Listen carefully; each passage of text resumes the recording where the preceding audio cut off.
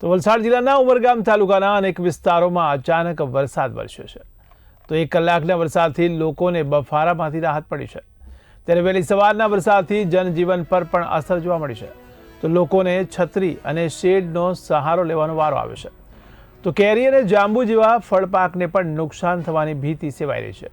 જોકે અચાનક વરસાદથી બજાર ભાવ પર પણ અસર થવાની શક્યતા વર્તાઈ રહી છે. તો કેરી અને જાંબુ જેવા ફળપાકને વરસાદને કારણે નુકસાન પહોંચી શકે છે. ત્યારે વલસાડના ઉમરગામમાં વાતાવરણમાં પલટો આવ્યો છે.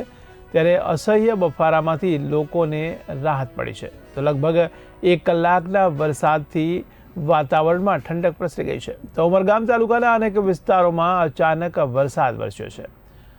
તો લગભગ 1 કલાક જેટલો વરસાદ વરસતા જનજીવન પર પણ અસર જોવા મળી રહી છે.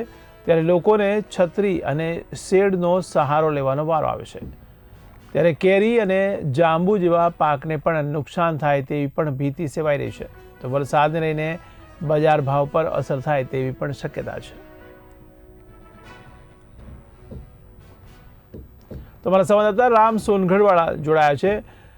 જી રામભાઈ, ત્યારે ઉમરગામમાં અચાનક વાતાવરણમાં પલટો આવ્યો છે અને વરસાદ થઈ રહ્યો છે, તેને લઈને આપ શું કહેશો? વહેલી સવારના વરસાદમાં વાતાવરણમાં બહુ ચેન્જ થઈ ગયું છે અને કેરીના પાકને બી નુકસાન થયું છે. જી, આ ઉપરાંત અચાનક વાતાવરણમાં પલટો આવ્યો છે, જેને લઈને ખાસ કરીને વૃદ્ધો છે, બાળકો છે, તેને શું અસર થઈ શકે?